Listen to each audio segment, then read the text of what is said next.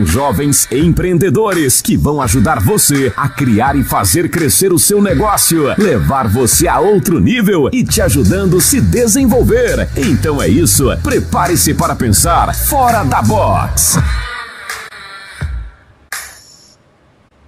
Fala pessoal, tá começando mais um Papo Fora da Box, diretamente da Magic Box. Bom, hoje nós temos a ilustre presença do secretário da CETEC aqui do Amapá, Rafael Ponte, o cara que foi meu professor, pessoalmente um amigo meu. Aqui na bancada também, para me auxiliar, nós temos a Evelyn, o Neto. Então, vamos começar aqui falando para o Rafael se apresentar, contar um pouquinho da história dele, falar sobre as suas experiências. Vai lá, Rafael. Toda a tua. Bom dia, boa tarde, boa noite a todos, até porque a gente está falando ao vivo, mas vai ter um material na internet, material assíncrono aí que a gente vai poder disponibilizar. Então, saudar a todos, para mim é uma honra participar desse convite. Já estava cobrando, na verdade, isso aqui é um fruto de uma insistência, né, para participar do programa. Já tinha inaugurado, eu vim acompanhando pelas redes sociais e, inclusive, já deixo aqui a divulgação. Acesse a Magic Box, né, um produto inovador, na web, na rádio amapaense, no Brasil e no mundo, né? E esse programa em especial, Fora da Caixa, eu tenho certeza que é um sucesso, porque traz gente que pensa mesmo fora da caixa, que quer conversar, que quer expor suas ideias, né? E agradecer ao amigo Alan, todo o time aí da Magic Box, e em especial os meninos da bancada, né? O Neto, né? Que estava contando aqui para mim que é amigo da minha filha, eu já disse para ele que eu estava um pouco preocupado com isso, né? Ao Vitor, que é um menino... já estava aqui preocupado com esse negócio. Ao Vitor, que é um amigo, né, que eu vi crescer, um moleque que eu conheço desde criança, né, filho de dois amigos meus em particular, e que eu tenho muito orgulho de vê-lo aqui hoje. A Evelyn também é uma menina que eu conheço há bastante tempo, que é um talento. Então, hoje eu estou cercado pelo futuro do Amapá, né, por uma juventude que tem muito a contribuir com o Estado, né, tanto no setor privado, no setor público. Eu tenho certeza que daqui eu vou aprender bastante com eles. A gente vai trocar uma boa experiência hoje. E como o Vitor pediu, vou me apresentar, né? Eu estou com 42 anos de idade, só não nasci no Amapá, mas sou amapaense, né? Tenho até título já de cidadão macapaense, é amapaense também, né? Sou professor da Universidade Federal do Amapá desde 2006, né? E hoje sou secretário de Estado de Ciência e Tecnologia, tentando de alguma forma contribuir com o processo de valorização da ciência, da inovação, da transferência de tecnologia, da popularização da ciência e fazendo esse vínculo entre o governo, o Estado, a sociedade, de modo que a gente possa fazer com que a ciência, de fato, impactue a vida da população do Amapá, fazendo essa transferência tecnológica entre o saber científico e o saber concebido pela sociedade. Então, essa é a função enquanto secretário hoje. Mas vim aqui bater um papo, né, da gente falar das experiências de vida, pessoal, profissional, de modo que a gente possa passar algum recado aí para as gerações mais velhas como a minha e das mais jovens como a de vocês. Maravilha, maravilha. Rafael, então conta um pouco da tua infância, como foi o teu acesso à tecnologia, como foi que tu veio a gostar, como é que tu transformou isso em um propósito, porque isso fica claramente... visível que é um propósito teu, essa disseminação de tecnologia, de ciência, essa democratização de fato.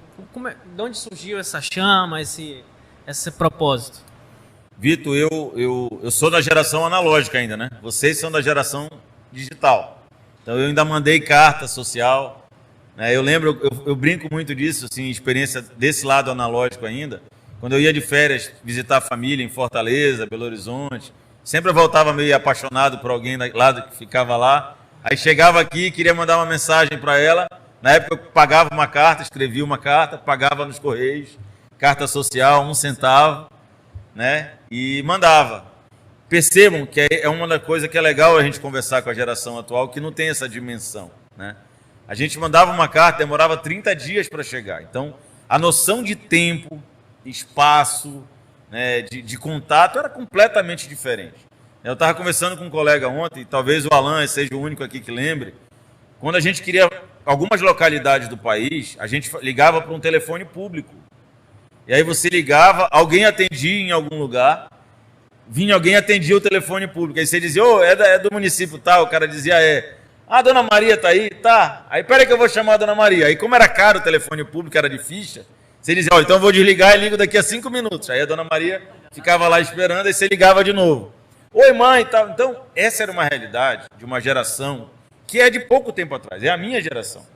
É a geração que viveu ali antes dos anos 2000. Eu, enquanto professor da Unifap, eu coordenava um projeto chamado Mídias na Educação.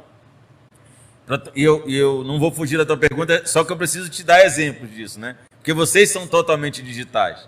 Né? Uma das ações como coordenador na Unifap, eu fui para o ministério, né? Lá, a gente estava na época levando os resultados do programa Mídias na Educação, e a gente estava falando de mídias na educação em 2010, mais ou menos. E aí eu fui numa reunião e o cara me usou como exemplo para criticar, dizendo assim, olha, lá na Amapá, o coordenador tem que ficar mais atento, porque ele cadastrou todo mundo lá, de uma turma, 40 alunos, com um único telefone. Aí eu, caramba, será que isso aconteceu mesmo? Aí eu fui olhar. Eram todos os alunos da região do Pacuí. Aí eu falei, entendi. Naquela época, o Estado era tão ausente de telecomunicações que tinha um único telefone público naquela região. Aí eu fiquei orgulhoso na hora que disse, o erro não é nosso, o erro é do Estado. E eu disse, olha, senhor coordenador, se talvez é porque você não conhece a realidade do nosso Brasil, a geopolítica, de fato, a realidade pé no chão do Brasil. Naquela região, aqueles 40 alunos, só tem um telefone. E aí, quando você quer falar com ele, você liga para aquele telefone e alguém atende. E alguém vai chamar aquele aluno. Então, essa é a realidade do Brasil. Então, para não fugir da tua pergunta, eu vou te responder que isso tudo sempre me incomodou. Né? A gente não ter acesso, né? Essas bolhas que a gente vive, de achar que todo mundo tem acesso à tecnologia, de todo mundo clica no botão e acessa um celular, ou todo mundo tem um pacote de dados. Então, isso era muito distante de muita gente. Então, quando eu tive meu primeiro contato com o computador, lá em 94, 93 mais ou menos, falei, caramba, isso é uma forma de conexão, de educação, de aprender, de buscar informação.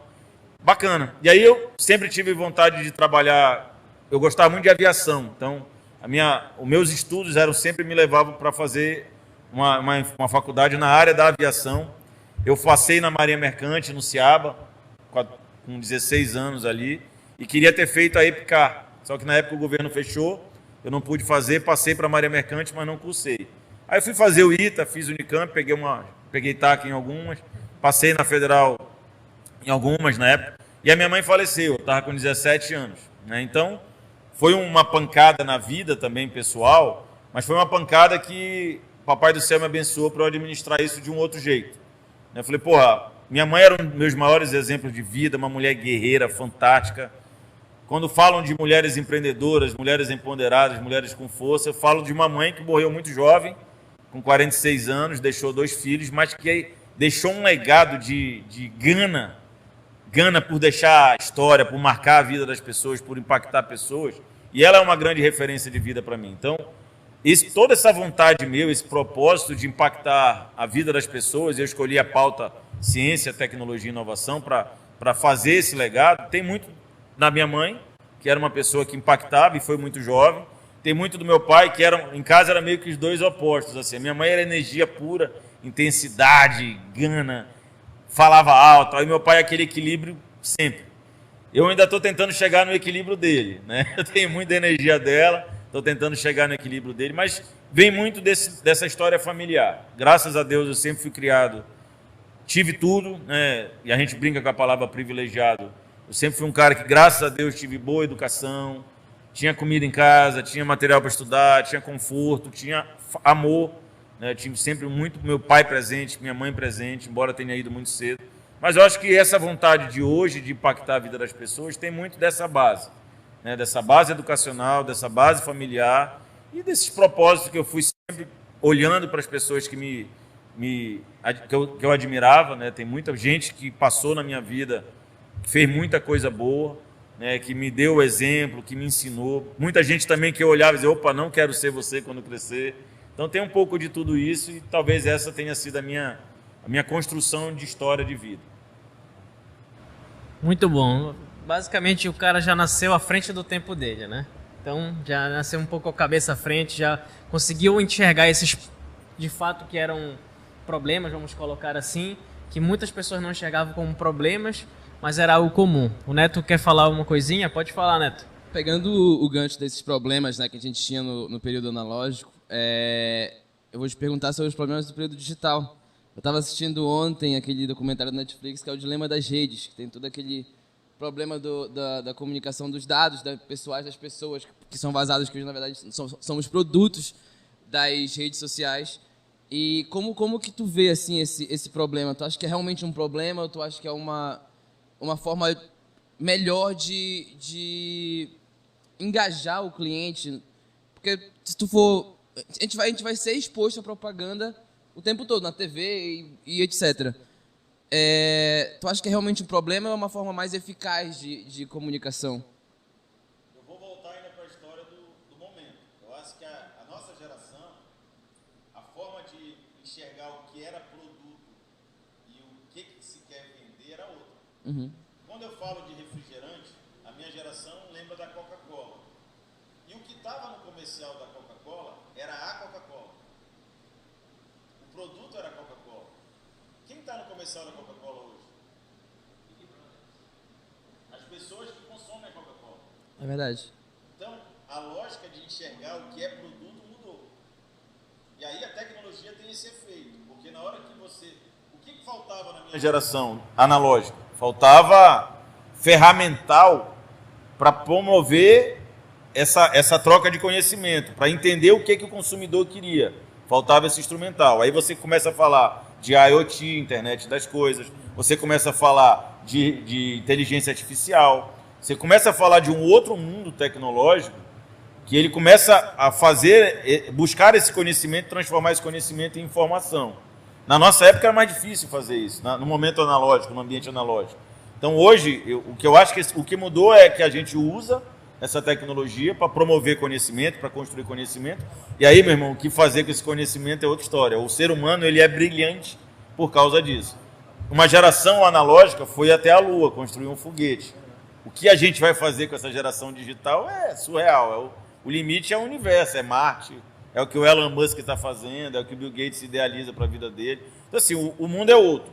E o mundo sendo outro, você vai ter perspectivas de vida completamente diferentes. O produto passou a ser quem consome. Hoje, o que você pensa, o que você fala, o que você faz é o produto. E aí eu vou direcionar esse produto e vou conectar. Olha, hoje a gente usa inteligência artificial para entender como você pensa. O que o Neto gosta? Aí o pessoal se incomoda assim, pô, acabei de falar um negócio e está aqui no meu WhatsApp, está aqui no meu Instagram, está na minha rede social. É isso, o mundo é conectado hoje. Sempre foi. Só que o tempo e o espaço de conexão era outro, era analógico. Hoje é um tempo digital, que está tudo na palma da mão, e a gente tem que se acostumar com isso. O dilema das redes, como bem diz o programa, ele traz um outro debate.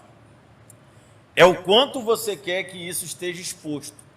E a decisão também não é da tecnologia, ela é sua. Se você bota, eu costumo dizer para todo mundo assim, eu botei uma foto na rede, eu escrevi alguma coisa, apaguei. Na internet não existe apaguei. Quem acha que apagou alguma coisa é mentira. No máximo que a tecnologia faz é marcar com um xizinho ali na base de dados, dizendo, opa, essa informação não é para estar visível para o público. Mas o dono da tecnologia vai ter aquilo para a vida inteira, porque é uma informação digital, não existe deletei ou apaguei. E aí, o que a gente insere na rede, ele se tornou produto. Então, o grande ouro hoje, na minha geração, você falava de corrida pelo ouro, né? O ouro minério. Hoje a corrida é pela informação. E quem produz informação, por informação é produto, quem mais tem produto, quem mais tem informação, mais gera conhecimento, mais gera engajamento. Por isso que os influencers são tão importantes, porque eles geram conteúdo, geram informação, e isso é produto. Então, a geração digital, o grande ouro dessa geração é a informação. É o dado, é por isso que a gente fala de mineração de dado, de inteligência artificial, porque isso tudo é uma forma de tratar esse grande minério, essa grande commodity, que é o dado digital, é a informação, e isso vai virar produto, vai virar conexão, vai virar informação. O que vocês vão fazer com isso aí é o limite. É interessante porque, assim, na minha visão, não existe almoço grátis, claro, tipo, tu tem a opção de compartilhar teus dados ou não.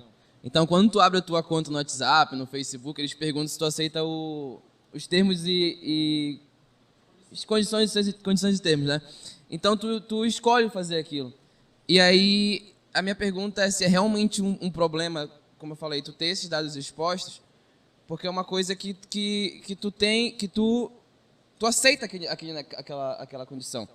Então, já aconteceu comigo de eu estar falando assim, eu quero fazer um intercâmbio em tal lugar e abrir o Facebook, a primeira coisa, a intercâmbio em tal lugar é disponível. E, cara, é meio assustador, assim, tu pensar nisso. E aí também tem aquela outra coisa sobre o filme do Snowden, que é o quanto... É até assustador tu pensar nisso. Depois tu assiste o filme, tu nunca mais vai deixar uma câmera aberta conectada na internet na tua casa.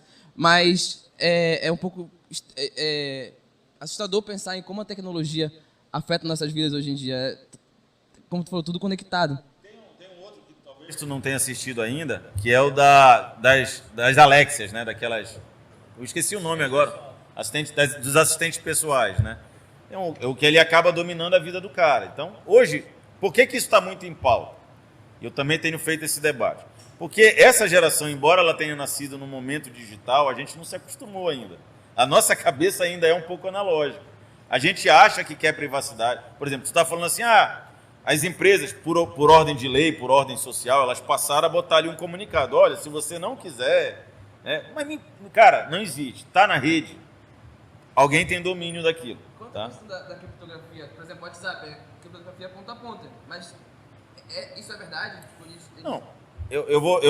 Por isso que eu estou falando assim, a informação ela vai estar lá. O que está se tentando fazer, e também isso impactou o direito, a legislação. Então isso é importante que os deputados federais, estaduais, os vereadores se apropriem desse tema, porque o que vai regular isso é comportamento social, é o que é de interesse da sociedade, e a gente aí vai entrar com comportamento social, por isso a vida em sociedade, e a gente vai construir leis que vão limitar o que pode, o que não pode. Enquanto esse dado está lá. Como ele pode ser manipulado é outra história. Isso vale para o mercado de investimentos, isso vale para o mercado digital, vale para qualquer mercado e qualquer ambiente, social, digital. O que vai regular isso, o que pode e o que não pode, é o que a gente escreve enquanto legislação. Se a gente vai dizer que não pode divulgar dados sem autorização do cliente, está dito e vai ter que ser cumprido. Se alguém vazar, você vai penalizar, você vai impor o que diz a lei. Aí é outra história.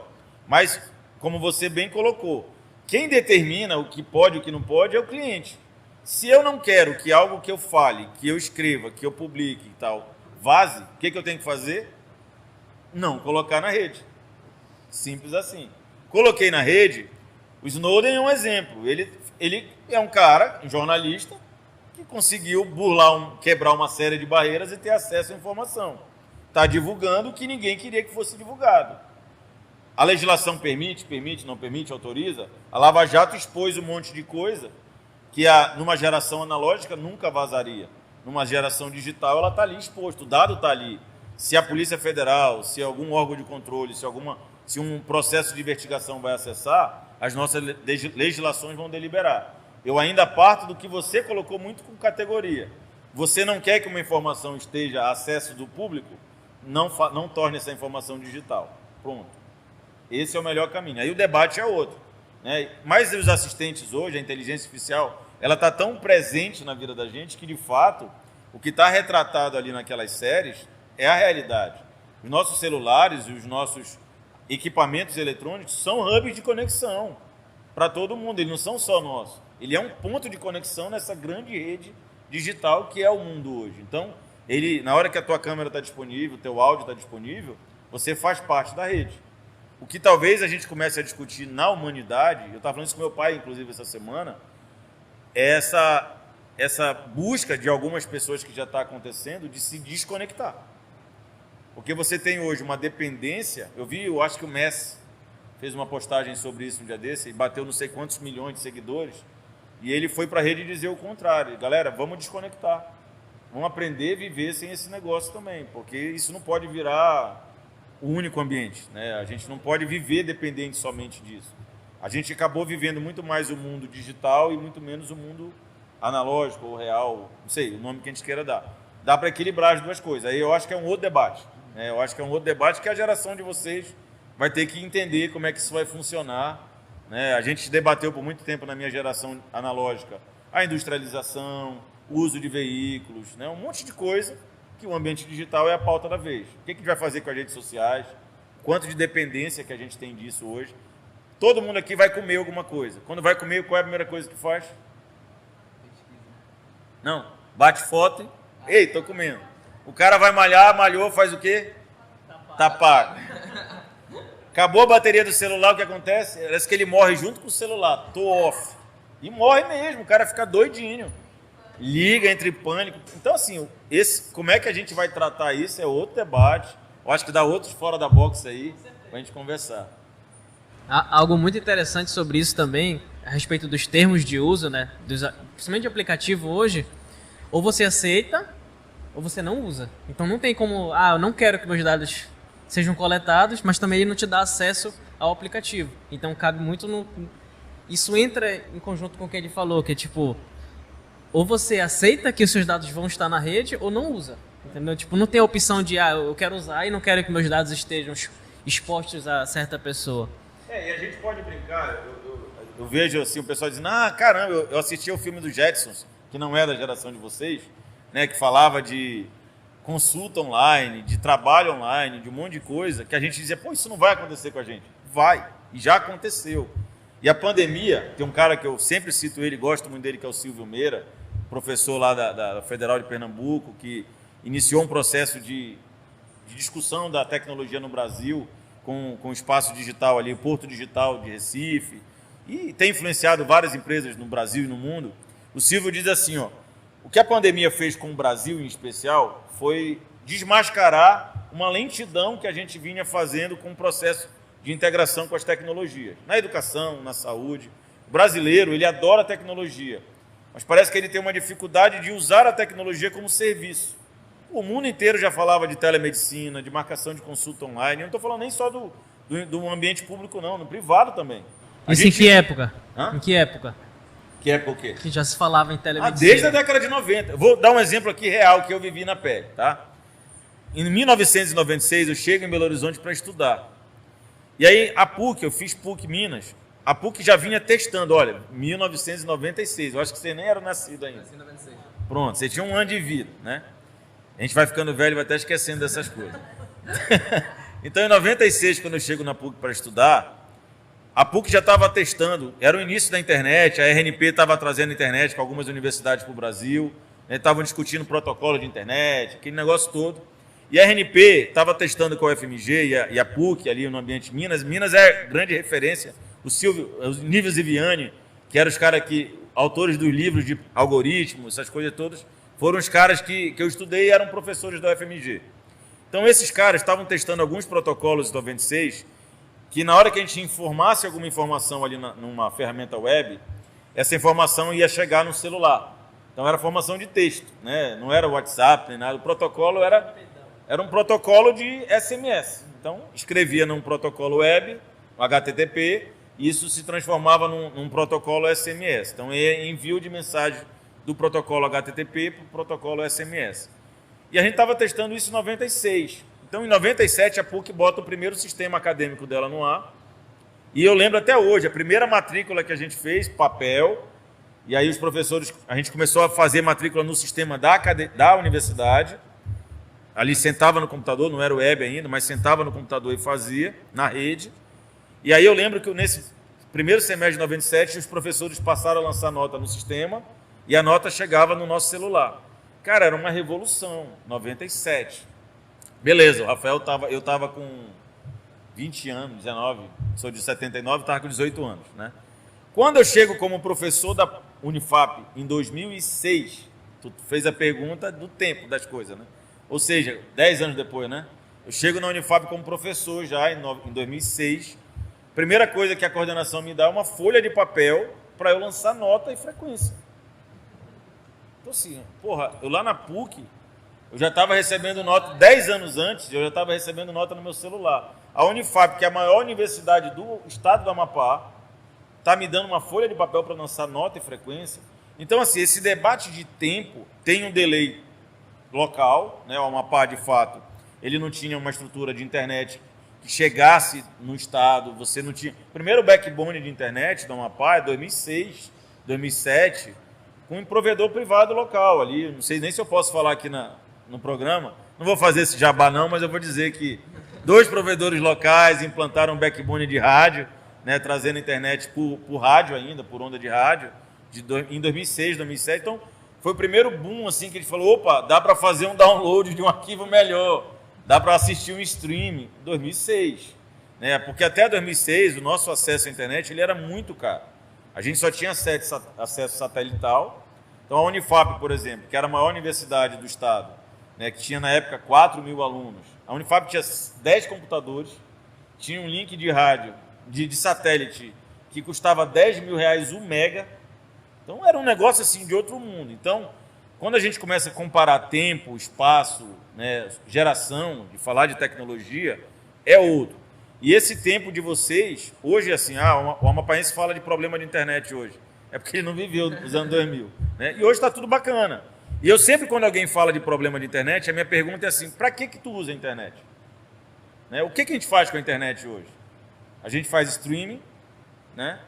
A gente se informa, se comunica, mas qual é o serviço que de fato você usa a internet? Né?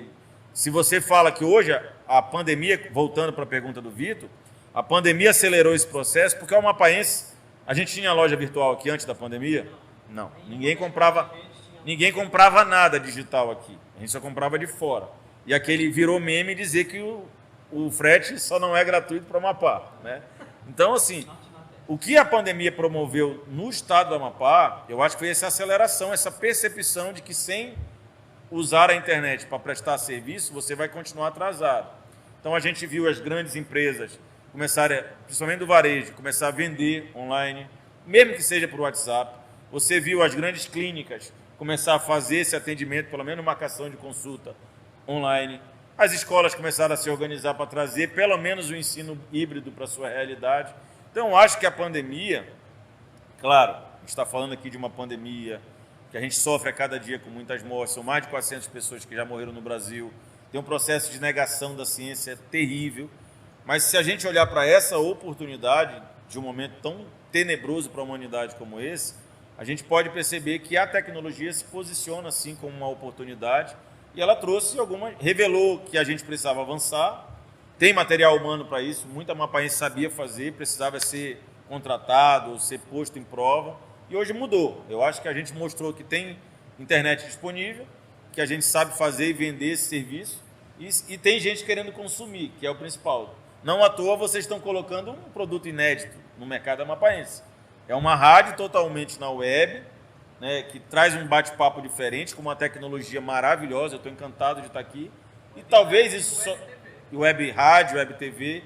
Então, o amapaense pouco sabia o que era um podcast, não ouvia podcast, ou consumia pouco conteúdo de internet. Então, acho que essa realidade, essa oportunidade veio com a pandemia e não vai acabar. Eu acho que é um processo de construção, de evolução, que essa geração de vocês aí está usando muito bem. Bem legal. E fazendo já esse link aí nessa questão de ciência, tu é um cara que bate muito nessa tecla da disseminação em si das ciências.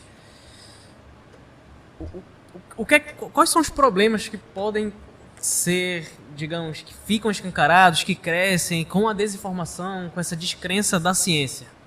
E Vitor, eu estou como secretário 3 anos e tenho uma experiência de professor universitário de uma universidade, de um ambiente científico e acadêmico desde 2006. O que eu vou te falar aqui é uma percepção não da academia, mas já é um olhar um pouco fora da box. Isso me incomoda às vezes, quando eu ouço a academia falando e boto o pé no chão e ouço a sociedade falando. Parece que a gente está vivendo 2 mundos. A gente vive um mundo dentro da academia que muita gente produz muita coisa interessante que o mundo não conhece. E a gente tem um outro lado de muita gente que quer muita coisa da academia e que não sabe que é possível acessar. Então, eu acho que o primeiro debate sobre a ciência no Brasil é um debate sobre popularização da ciência. A gente precisa fazer que o conhecimento científico extrapole os muros das universidades, os muros dos estudos de pesquisa e alcance a sociedade. E a gente só vai alcançar isso popularizando, trazendo os cientistas para cá, para bater papo com vocês, usando as redes sociais. Então, saindo daquela caixinha do modelo de a ciência só se publica através de paper, ou de periódicos, ou de revistas científicas. Não. Tem um monte de cara bom pra caramba aí. Eu já citei o Silvio Meira. Esqueci o nome daquele pesquisador que ficou muito famoso aí com a questão do debate sobre a a pandemia, o que está muito no Twitter, o Átila. Então, assim, tem um monte de cara bom como esses caras que já entenderam que a gente tem que usar uma linguagem didática, uma linguagem do povo e transmitir esse conhecimento científico de uma forma mais leve, né, mais popular. Tem muita gente já fazendo isso. Eu acho que é o primeiro debate, é popularizar. E popularizar tem um lado do pesquisador transmitir isso com uma linguagem mais coloquial e tem a função de Estado, que é uma função da academia, uma função dos entes públicos, né, de quem faz o fomento da ciência, de fazer com que esse conhecimento chegue na base, né, chegue na educação, para que o moleque ali, desde o ensino fundamental, infantil, na educação, no ensino médio, ele transpire, ele seja absorvido por esse conhecimento, para que isso faça parte da vida dele, para que ele saia da escola, leve para casa dele conhecimento científico. Eu uso muito um termo nas minhas pesquisas, que a aprendizagem ela só tem valor quando ela é significativa. Então, o que eu aprendo na matemática, na língua portuguesa, na ciência, na história, tem que fazer sentido. Então, o professor também tem que ter essa percepção dos exemplos que ele usa, das experiências que ele cita, tem que fazer sentido para aquela comunidade que ele está ensinando. E na hora que isso faz sentido, a aprendizagem ela é muito mais significativa, ela tem valor, ela é construída de fato, ela não é só memorizada. E aí, o que eu aprendo na matemática, se eu tenho um pai que tem uma batedeira de açaí, eu posso pegar aquele aprendizagem sobre fração, sobre exponenciação, sobre educação financeira, vou levar e vou ajudar meu pai na minha batedeira de açaí. Se eu aprendi lá nas ciências que eu consigo fazer a economia, gerar energia a partir de resíduos sólidos do açaí ou de algum outro resíduo sólido, se eu posso pegar o óleo que sobrou lá na minha cozinha e transformar aquilo em um sabonete, alguma coisa. Então, na hora que eu ensino isso com um olhar para a sociedade e transformo essa ciência num saber mais significativo para a realidade da comunidade, eu estou popularizando a ciência. E aí eu tenho outras ferramentas para fazer com que a ciência seja percebida na sociedade. Não adianta também eu popularizar e não gerar expectativa de que é possível fazer. Aí eu preciso falar de fomento. E aí falar de fomento, diversas formas. Tem um fomento que é público, e eu defendo muito a educação pública, a ciência pública, porque é a única forma de você tornar perene. Você tem que ter uma política pública que garanta recurso o tempo todo, para que você não tenha descontinuidade de projetos. O Brasil é um fenômeno na vacinação, mas ele precisa avançar na produção de vacinas e os seus compostos, né? De todos os elementos que compõem uma vacina, por exemplo, falando de pandemia. E a gente só vai conseguir que o Butantan seja referência mundial, que a USP, que a Unifap, que a UFMG, que todas as universidades sejam referência, se a gente entender que eu estou fazendo um investimento na educação, na ciência, na saúde, na segurança pública, e o recurso precisa ser perene. Então, eu tenho que popularizar a ciência e tenho que garantir recurso, fomento continuado. Então, não dá para a gente falar em um ano de pandemia de um corte absurdo de mais de 20 milhões só no Ministério da Ciência e Tecnologia. Não dá. Então, é preciso entender que investimento é investimento perene e precisa ser público. E aí, esse investimento, quando ele é bem feito público, tem um investimento de parcerias privadas que vai acontecer. Então, popularizar a ciência, fomentar a ciência, e aí, com isso, a gente fazer o que é o mais importante, a transferência de tecnologia. Então, na hora que eu popularizo e produzo ciência e tecnologia, e eu tenho recurso investido para fazer com que aquilo seja testado, validado e se torne de fato um produto ou um serviço, aí eu pego esse produto e esse serviço e transformo isso em serviço para afetar uma comunidade vulnerável, uma comunidade ribeirinha, uma comunidade tradicional, ou mesmo um mercado, uma indústria, uma empresa. Então, se a gente conseguir, e eu falo isso hoje na função de secretário, como professor, como um ator do ambiente científico, se esse tripé acontecer, popularização, fomento e transferência, eu tenho certeza que essa pauta, ciência, tecnologia e inovação, ela vai afetar e vai transformar uma realidade do Estado, do país e da nação. Eu acho que a gente já começou diversos assuntos dentro da área de ciência e tecnologia, mas a gente está aqui com o secretário de Estado, de uma secretaria aí de ciência e tecnologia. Então, eu queria que compartilhasse brevemente, até para educar nosso público, conhecer melhor como é o papel da secretaria, o que ela tem feito e quais são as atividades e ações que estão sendo feitas justamente para popularizar, para fomentar e realmente fazer com que o cenário tecnológico local, o ecossistema de inovação, que a gente gosta de se referir desse jeito, se desenvolva. Eu estava brincando até nos bastidores aqui e vou destacar. Eu agradeço a pergunta, Evelyn, porque é importante, porque às vezes a gente fala de CETEC, Secretaria de Ciência e Tecnologia. Então, tudo que é tecnologia do governo é com o Rafael. Um dia desse eu fui para uma reunião com a educação, aí, sistema de educação. Então a CETEC, ela é uma secretaria de Ciência, Tecnologia e Inovação. O papel dela é ser um hub, é ser um mediador entre o mercado, empresas, indústria, a sociedade com seus problemas e os seus gargalos. Não tenho água na comunidade tal. É possível criar uma tecnologia capaz de captar água, tratar a água e entregar? É um debate. Então, a secretaria se posiciona nesse debate. Então, ela faz a mediação entre o mercado, a sociedade e o governo. E a academia. Então, a universidade está desenvolvendo tecnologia na área de saúde e fármacos. Como é que a gente pode pegar esse conhecimento científico e trazer para um ambiente social, para um ambiente privado? Como é que eu conecto essas pontas? Então, a função da secretaria é conectar as pontas. Problema da sociedade, possibilidades e oportunidades de governo, desenvolvimento científico e tecnológico na academia. Como é que eu pego tudo isso e transformo em tecnologia e entrego como um produto social, como um produto tecnológico, como um produto científico, geração de emprego e renda. Então, esse é o nosso papel de hub, de olhar para tudo isso e tentar conectar as pontas. Tem um outro papel, que aí a gente faz junto com as nossas vinculadas. Então, a CETEC coordena o setor de Ciência, Tecnologia e Inovação.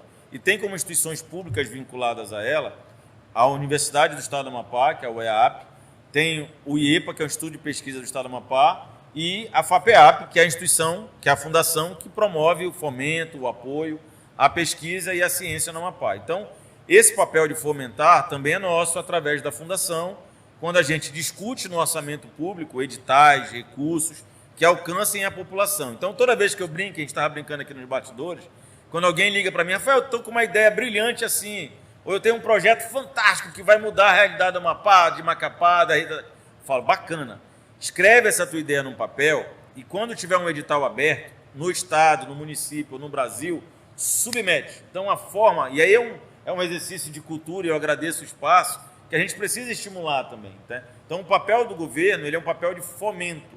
E aí você que está nos ouvindo, que está vendo esse vídeo agora, hoje ou daqui a outro dia, tem que entender assim, eu tenho uma ideia bacana, o que eu faço com isso? Eu ligo para o Rafael? Não.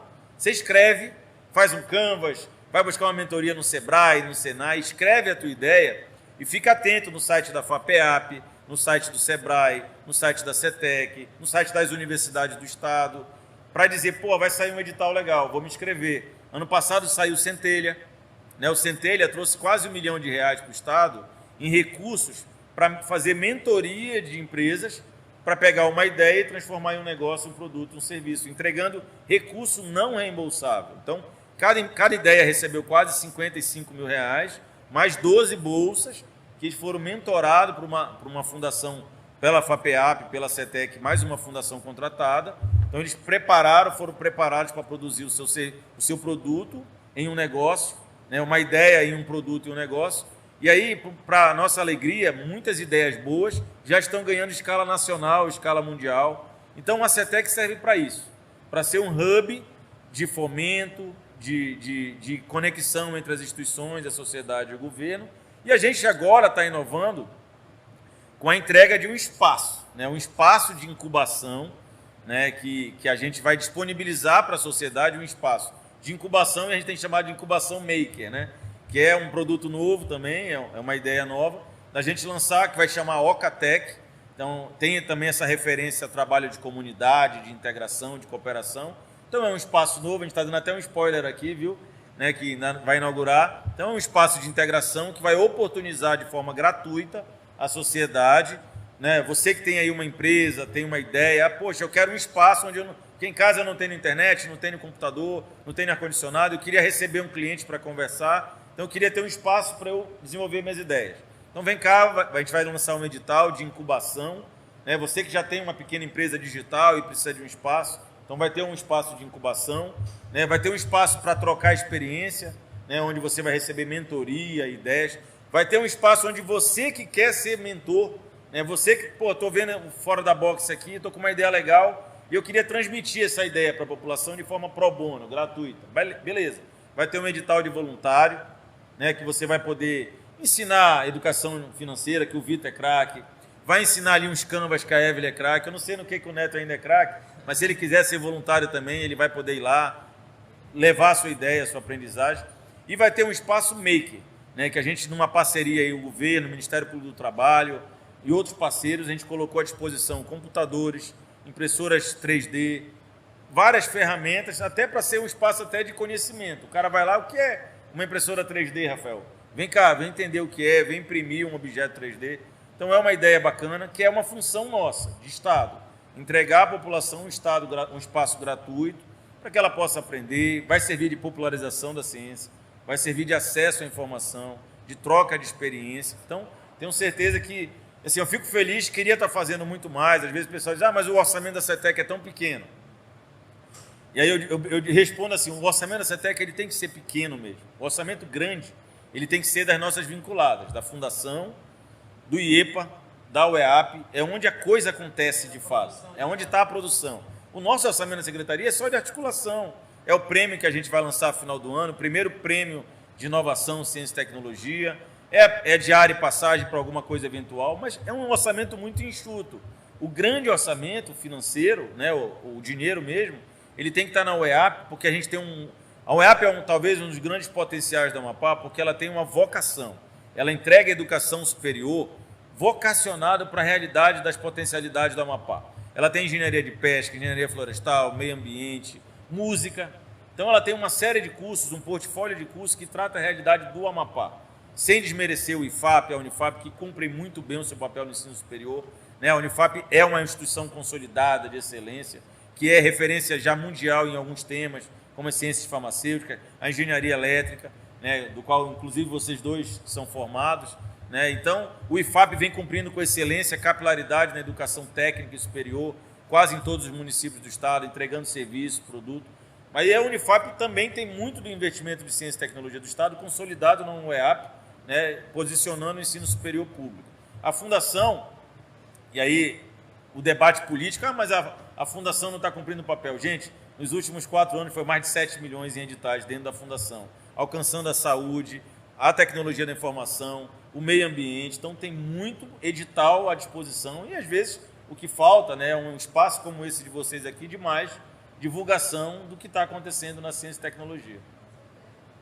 Isso daí é um debate que a gente já vem trazendo desde o primeiro programa, a importância da gente popularizar esse tema, né?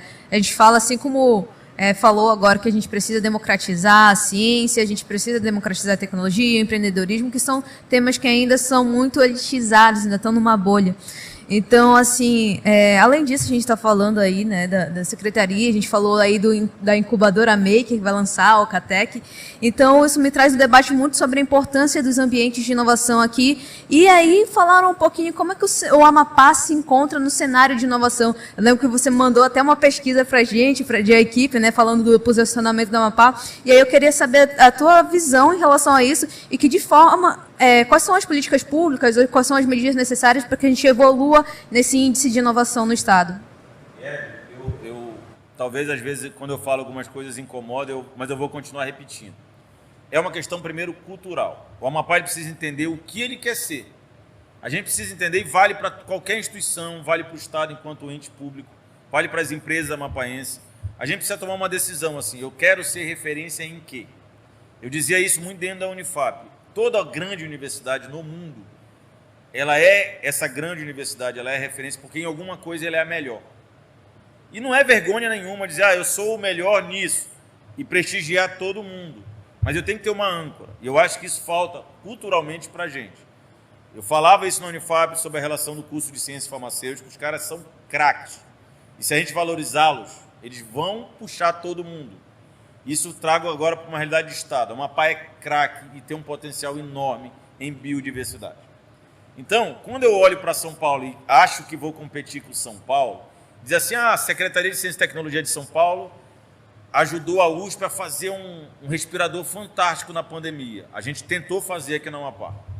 Por que na USP saiu e por que aqui não saiu? Entre outros milhões de motivos, desde certificação junto à Anvisa, um monte de coisa, lá já está consolidado um ambiente tecnológico de vários laboratórios científicos, de vários pesquisadores naquele lugar, que torna a coisa mais ágil.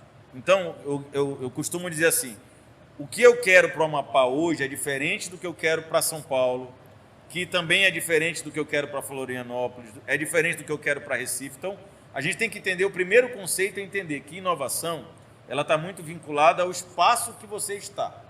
Discutir inovação no Amapá, startups do Amapá, não é a mesma coisa que discutir São Paulo, que discutir hoje Santa Catarina. E eu vou usar Santa Catarina como exemplo, porque foi uma decisão, não do governo, uma decisão da sociedade. As empresas privadas decidiram que eles trariam para Santa Catarina a maior referência brasileira em desenvolvimento tecnológico. Vocês já devem ter ido lá, eu já fui em alguns eventos por lá. As empresas decidiram que queriam transformar aquela ilha.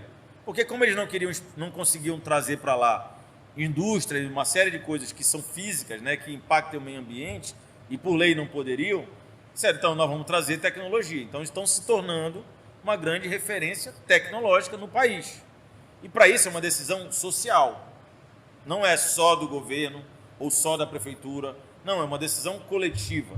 Que as empresas decidiram fazer isso e aí elas geraram demanda. E o governo, se ele não atrapalhar, ótimo. E quando ele for demandado, ele vai ser demandado. Alguém tem que demandar. A sociedade, o empresário. Olha, nós queremos um espaço para implantar um polo tecnológico. A empresa vai bancar tudo isso e vai desenvolver tudo isso. O que a gente quer é incentivo econômico, social, né, uma periodicidade de um recurso, de um incentivo fiscal melhor, mas é demandado. O problema que a gente ainda vive é ainda muito da espera. O governo tem que fazer, a prefeitura tem que fazer. Acho que já melhorou muito. Eu posso citar várias empresas aqui que já estão vivendo conta própria. Startups, empresas que já estão entendendo esse movimento. Então, acho que a gente está vivendo esse momento de enxergar que a cooperação precisa acontecer no ambiente social, o terceiro setor precisa se movimentar, a sociedade precisa começar a entender que ela funciona, é ela quem faz a coisa andar. E aí, quando for conversar com o governo, é com o seu projeto para discutir isso. Olha, preciso de incentivo fiscal, preciso de área legalizada para eu poder captar recurso fora. Então, essas são as cobranças que a gente precisa discutir, porque a realidade do Amapá ainda tem um delay. E tem um delay por um processo histórico. Na pauta digital, o grande delay também se dá pela infraestrutura que aqui chegou atrasada. Né? Até hoje a gente tem um problema de sustentação elétrica, tem um problema de escoamento pelas nossas vias, seja por rios fluviais, ou seja de forma até digital. Então tem um delay, mas a gente não pode fazer desse delay o nosso verdadeiro atraso. Eu acho que a gente pode olhar para isso como uma oportunidade e olhar para a nossa biodiversidade e escolher. Esse é o nosso potencial, é esse o viés que a gente vai atuar. Porque assim, se eu for comparar a Floripa, onde tem muita mapaense indo para lá hoje, com Macapá, eu vou dizer assim, eu vou para Floripa porque eu vou discutir digital, beleza. Lá é uma ilha que tem um potencial para fazer isso. Esse é o nosso potencial Amapá? Não sei. Eu acho que é um debate que a gente precisa também ter humildade para fazer e olhar. Eu acho que o nosso potencial é a nossa biodiversidade. E fazer da nossa biodiversidade um instrumento de crescimento econômico, social. Eu tenho aprendido muito com a galera da engenharia ambiental, da engenharia florestal, que dá o conceito a gente fala muito de preservação, mas a gente pode pensar um outro conceito, que é um conceito de conservação. É manter a floresta conservada, mas utilizada. Vivificar a floresta. Não é preservar e deixá-la intocável. Na hora que eu vivifico a floresta, que eu conservo a floresta, mas eu produzo com a própria floresta em pé, aí é uma outra pegada, que a gente pode trazer tecnologia para dentro, fármacos, né, produtos da biodiversidade, exportar esses produtos da biodiversidade, gourmetizar o nosso açaí. Pô, a gente acha lindo, né, Neto? Ah, eu comi um chocolate suíço, coisa mais linda. Nem sabe o que é chocolate suíço, né? Mas por que a gente não vende a história? Tomei um açaí do Amapá, olha que chique. Né? Comi um chocolate de cupuaçu do Amapá. Chama identificação geográfica, né? Então, esse debate que a gente precisa fazer para valorizar o nosso potencial, para mostrar que é possível exportar o produto gourmetizado, com a etiqueta amapaense, a castanha do Amapá, o açaí do Amapá, né? Então, produto de fato amapaense, o peixe, comi um robalo, um peixe, um filhote do Amapá. É isso que a gente precisa fazer, valorizar mesmo, se apaixonar pelo que é nosso e vender essa ideia com paixão, com garra. Eu acho que assim é um momento que a gente tem para transformar a nossa realidade amapaense. Falando sobre isso, sobre o papel da CETEC, E trazendo também, porque a gente estava falando previamente sobre o dilema das redes e tudo isso, a gente tem uma geração nova, que, no caso do meu irmão, que tem 5 anos, não sabe ler ainda, ele não é alfabetizado, mas ele tem muita informação através do YouTube, através da Netflix, e eu fiquei surpreso da forma como ele pesquisa as coisas. Ele ativa a voz, fala e ele consegue achar o conteúdo que ele quer. E por aí ele vai aprendendo coisas sobre... Ele é fascinado pelo Titanic, então ele aprende que o Titanic afundou, que não sei o quê, e tem muito mais informação do que eu tinha e que certamente crianças da fase analógica tinham também. Quanto a isso, eu queria perguntar o quão importante se tu acha importante, acho que deveria ser assim ou não, a descentralização e desregulamentação da informação. Tu acha que... Da informação. Do conhecimento. Por exemplo, citou o Átila. O Átila tem aquele canal dele na Nerdologia, onde ele fala sobre ciência. É uma forma desregulada e descentralizada de ensinar. Como também tem o Nerdologia, que ensina sobre história, e se liga nessas... Enfim, diversos canais. Deveria haver uma regulação ou não deveria ser da forma como está hoje? Rapaz, eu respondo isso muito tranquilo. Eu adoro a palavra disruptiva. Para mim, o mínimo de regulação para tudo, tá? Eu acho assim, tem coisas que são... Eu sou mestre para quebrar protocolo, tá? Então, perguntar para mim sobre regulação é péssimo, porque para mim nada é regulado. Mas tem coisa que tem que ser. Vamos lá, vamos fazer uma brincadeira da academia. Como é que eu vou produzir um índice de produção acadêmica? Eu tenho que publicar em bases científicas. Então, isso é um indicador. Mas eu posso ter um indicador mais legal. Como é que eu impacto a sociedade com a minha produção acadêmica? Ninguém mede isso. Tá? E a gente não mede porque a gente não sabe medir. Eu tenho certeza que o Átila entendeu esse canal dele e ele impacta muito mais a sociedade com esse canal não regulado que com o canal regulado, que são os papers dele. O Rafael está dizendo que não é para escrever. Claro que é para escrever. Porque quando eu escrevo, eu estou escrevendo algo que eu investiguei, que eu validei, que eu pesquisei, e que eu vou testar isso com um grupo de pessoas. Então, o ato de regular a minha pesquisa, que vai ser sabatinada pela editoria daquela revista, ou por um outro grupo, numa banca que vai avaliar o que eu pesquisei, é fundamental e necessário. Então, vou separar o que é para ser regulado e o que não é para ser regulado. Então, para eu poder falar, para o Átila falar que aquele remédio ou que aquele protocolo, ele validou primeiro num ambiente regulado. Então, ele escreveu, ele formatou, ele formulou, tornou aquilo um saber científico, validou com uma banca, que também não é só ele, então ele precisa validar com quem tem domínio, outros especialistas no tema, e aquilo se tornou um produto científico. Beleza, está dentro de um espaço regulado. Agora, como é que eu vou dar voz? Como é que eu vou popularizar aquilo? Aí eu vou para o espaço não regulado. Aí eu vou usar qualquer outro canal. Porque se ficar só naquela revista científica, quem é que vai consumir? Quem tem interesse naquele tema. Mas se eu pego aquele tema e transformo aquilo de forma transversal em vários outros produtos, o Átila estava falando de vacina, mas ele acabou falando de um monte de outras coisas que impactaram a saúde, a educação, o nosso comportamento, né? Então ele trouxe aquilo para um outro canal não regulado. E eu acho que tem que ser assim, a gente tem que entender o que é saber científico, validar tudo isso dentro da academia, dentro do ambiente científico. Como que tu transfere isso depois? Aí, meu irmão, aí é livre, tá? E aí tu falou da ideia de como é que a gente consome. O consumo também é livre, né? Eu vou aceitar esse café e essa água aí, né? Então o consumo ele também é livre. Tu deu o exemplo do teu irmão. Eu vou brincar com a Evelyn, que tu conhece, minha filha, e depois eu quero saber um pouco mais dessa história, e com a minha enteada. A Evelyn, ela estava estudando para o vestibular, geração de vocês, alguns anos atrás. Pô, eu passava ela estava no quarto com o celular, estava na sala com o celular. Pô, não está estudando, não está estudando, não está estudando. E olha que eu sou um cara que regula um pouco isso. Até porque na minha tese de doutorado, um dos grandes gargalos que eu via, professores que participaram da minha tese, 2014 eu terminei, 2010 a 14, o que mais me incomodava era, a gente estava falando de educação, de tecnologia na educação, e a primeira coisa que muitos professores faziam era dizer para o aluno desligar o celular. Então parecia que o celular era um inimigo da educação. E eu, na minha tese, eu descrevo que não podia ser assim. Mas aí, no meu papel de pai, eu me incomodava ver a Evelyn, achar que a Evelyn não estava estudando com o celular. E ela me ensinou. Ela disse, pai, hoje, a minha forma de aprender é videoaula. ela é uma forma por streaming, é de muitos canais. É o canal de áudio, vídeo, sensorial, os sensores são outros. E a geração digital, ela não é mais analógica como a minha, que a forma de aprender era ou só sonora, ou era lendo, ou era... Não, ela é multicanal hoje. Né? Então, a gente vai aprender de várias formas, conversando, né? Lendo, ouvindo, e tudo ao mesmo tempo.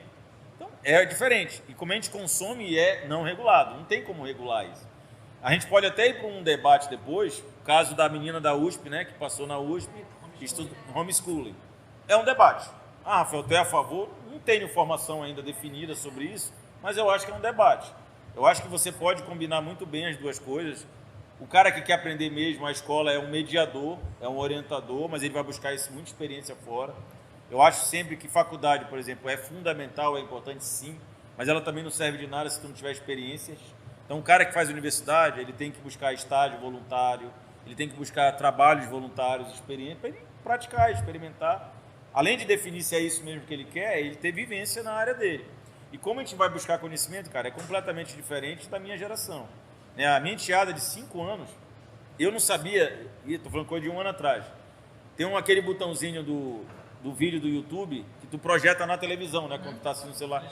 Eu nunca tinha feito isso, pô. E olha que eu vivo tecnologia há anos, e eu nunca tinha feito. Eu achava que era só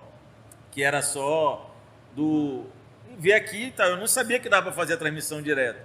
E quando eu olhei ela no celular, ela tem um celular que ficou obsoleto em casa, a gente deu para ela brincar e tal, em 5 anos. Ela assistiu, já viu isso aqui? Eu disse, já. Ela olha lá na televisão, cara, como é que ela jogou isso? Ela emparelhou rapidinho. Então, cara, não tem, a geração ela é outra, ela vai buscar conhecimento. Hoje mesmo eu, por exemplo, uma área que eu estou voltando a estudar mais de forma profissional, é o mercado financeiro, compartilho muita informação com o Vitor, tenho cutucado a Evelyn aí para a gente conversar mais sobre isso. E assim, é um tema que eu comecei a estudar de novo. Eu já estudo esse tema há 20 anos, era diferente 20 anos atrás, e comecei a estudar agora. Como eu estudo hoje, é completamente diferente de como eu estudei no meu mestrado, na minha graduação, no doutorado. Eu também estudo multimídia. Né? Eu estudo vendo a aula de alguém, ou fazendo live com alguém, ou lendo alguma coisa e ao mesmo tempo. A minha leitura, eu acho muito difícil hoje ler de forma linear. Eu não consigo pegar um livro, começar o livro, tem muito livro que faz muito tempo que eu nem acabo o livro. Porque eu começo o livro, aí chegam nos capítulos ali de algumas coisas que me chamam a atenção, que eu vou buscar em outras fontes. Por exemplo, aquele livro que foi o best-seller do Harari, é o Sapiens, eu não acabei ele até hoje. Eu não acabei, ele é uma maravilha de livro, mas ele, por exemplo, quando ele vai discutir o que é dinheiro, eu falei, caralho, que tema interessante, desculpa, até falei palavrão, foi mal. Mas assim, ele traz uma temática tão diferente sobre o que é dinheiro, que eu falei, pô, eu vou buscar outras fontes. Aí eu fui e não voltei mais para o livro. Então assim, é diferente, a busca pelo conhecimento, a forma que a gente transmite e aprende é outra coisa. Eu vou tomar um café enquanto tu pergunta. Pois é a parada da crença, né, no papel, acreditar que aquilo, ele vale aquilo, gosta do dinheiro. Mas quanto a isso, tem até o negócio do homeschooling também, que é quem citou a moça da USP, é esse ponto que eu queria chegar, sobre a informação descentralizada, porque se o Fred estivesse aqui, o Fred é o nosso parceiro aqui também, acho que ele tem 15 anos, né? Ele certamente ia bater nessa tecla. Então, em homenagem ao Fred, eu vou fazer essa pergunta. O Fred sempre fala que a escola está desatualizada, que não ensina a educação financeira, não ensina como declarar o imposto de renda. E tu acha que como é que a gente está tendo uma revolução agora devido à pandemia, certo? Que são as videoaulas, as aulas em casa, aulas remotas. Tu acha que como é que tu vê o papel da academia nesse sentido com relação à tecnologia e futuro? Eu acho assim, não dá para culpabilizar ninguém, tá? A geração de professores hoje, eu fui professor do Vitor, ensino médio. Superior, né? Mas no médio não, né? Mas eu fui professor de ensino médio também, ensino infantil, quando eu tinha 20... A idade de vocês, eu estava dando aula no ensino médio. A minha geração, os professores de vocês, a gente foi formado, eu repito, numa geração analógica. Então, a gente está vivendo exatamente uma transição na humanidade. O Harari, ele é muito feliz quando ele conta tudo isso. De oportunidade, vai ler os livros do Harari, que ele é um cara que, de fato, pensa fora do tempo. Por isso que aquela FinClass lá de educação financeira legal, que ela reúne um monte de coisa que discute temas completamente diferentes, que vai formar as nossas concepções de vida. Então, a educação, ela está vivendo uma transformação. Tem culpado? Não. Eu não acho que tem culpado. Eu acho que é um momento de transformação. Os professores foram formados numa geração analógica, eles estão ali. O que a gente está vivendo agora é um encontro de gerações. O que a gente precisa, aí eu falo como professor, é entender que a gente precisa também mudar, se atualizar, se redescobrir, dentro do nosso limite. Tá? Vou pegar um cara que nunca usou uma tecnologia, nunca usou o celular como instrumento de sala de aula e dizer que o cara faz? Não. Então tem um trabalho do ente público, ministério, secretários, né? Entender processo de formação continuada dos professores. Na academia, como você perguntou, a gente precisa também redesenhar a formação de professores. Não dá para um curso de pedagogia ter uma disciplina de tecnologia na educação. Não dá. Tecnologia, ela tem que ser transversal em todos os cursos. Não dá para pensar mais um professor que não é formado para se preparar tecnologicamente, um advogado, um médico. Gente, não tem jeito, está falando de educação, mas a saúde já foi transformada. Telemedicina é realidade, telesaúde é realidade. Então não dá para botar um médico no mercado hoje que ele vai ficar com medo de receber uma ligação e fazer uma videochamada para fazer consulta por videochamada. É realidade. Não dá para pensar que o médico não vai imaginar que ele vai fazer telesaúde e participar de uma cirurgia lá nos Estados Unidos por teleconferência. É realidade. Então, ensinar tecnologia precisa estar no currículo do ensino superior, em todas as áreas, em todas. E também precisa descer para a educação infantil na base. Aquilo que a gente falou de popularização da ciência. Não dá para pensar por que eu estou dizendo que a culpa não é só do professor. Porque se eu também continuar não educando a molecada, a geração vai ser formada analógica num ambiente digital. Então isso precisa ser um encontro de gerações. Tem uma pergunta, Neto, que eu fiz na minha tese, 2010 e 2014. Eu perguntava para os alunos, professores de matemática, como é que eles ensinavam o conceito que era o objeto da minha pesquisa. Eu estava fazendo uma tecnologia que era para dar suporte aos professores e ensinarem operações com frações. E eu perguntava para eles assim, você ensina o conceito de operações com frações com base em que aprendizagem? Aí eu tinha duas opções. Aquela que você aprendeu quando você era aluno ou aquela que você aprendeu na universidade para ser professor. Cara, 80% dos professores que participaram da minha pesquisa responderam que eles ensinavam tal qual aprenderam na escola. Ou seja, o que ele aprendeu na faculdade, pouco impacto teve sobre aquele conceito. Ele estava replicando a forma que ele aprendeu lá quando ele era moleque. Ou seja, ele deve ter aprendido operações de frações ali com 11, 12 anos de idade, e ele estava aos 40 ensinando do mesmo jeito. Tu entendeu? Esse é o grande barato que a gente precisa conversar. Está ensinando do mesmo jeito. Bate muito tempo em relação a esses modelos educacionais, né? A gente tem aí, por exemplo, a BNCC, que é a Base Nacional Comum Curricular, que ela tem ali na base questão de a gente implementar, tanto no ensino infantil quanto no ensino médio, a questão das competências socioemocionais, cultura digital, empreendedorismo, protagonismo, né, do jovem para aprender da forma que ele quiser, né? Ele entender a forma que ele aprende. Então, assim, o debate ele já existe há tempo, mas o mais difícil mesmo é você colocar na prática, você trazer para a sala de aula isso que está sendo debatido. Metodologias ativas não é uma coisa que a gente está vendo de hoje, é uma coisa que a gente já debate há muito tempo também, metodologias ativas, que inclusive eu falo de metodologias ativas, porque a questão da cultura maker é uma metodologia ativa, né? A metodologia de colocar a mão na massa. Então, realmente, a ciência e tecnologia ela é muito transversal com a educação e a gente precisa estar falando da implementação disso na base, né? E aí, queria até entender também como a CETEC também tem se relacionado com a Secretaria de Educação, que eu sei que existem alguns projetos, inclusive de instalação, né, de alguns espaços makers, de trabalhar a robótica educacional, e aí falar realmente desse papel aí na educação aqui no Estado. Só fazer um adendo aí, Rafael. Justamente essa parte aí da educação em si, de professores se atualizarem. Eu converso muito com o Cássio sobre isso, porque ao meu ver o Cássio foi um cara que foi formado de um jeito e ele se atualizou e ele está cada dia se atualizando. O Cássio foi meu aluno de física, não é? Exatamente. E eu perguntei para ele, eu falei, Cássio, onde é que está o gargalo hoje para a transformação de fato assim, da educação, seja a nível base? Porque todo mundo é professor, seja o cara ser um professor de superior, de médio, de fundamental 1. E todo professor vai compartilhar de um ponto em comum, que é a formação dele como professor. E aí ele falou assim, Vitor, para mim o maior gargalo hoje é a formação do professor.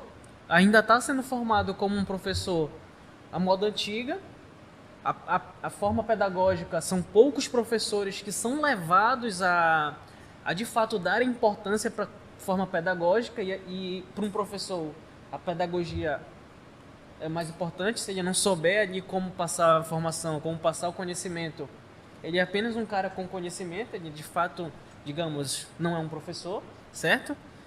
E cabe muito nisso, hoje a formação do professor ela é muito importante. A gente tem que ensinar os professores de fato de uma nova forma, podemos dizer assim. Assim como a educação no médio, no fundamental está sendo diferente, as crianças estão tendo informações muito rápidas, isso consequentemente tem que ter uma mudança para o professor em si.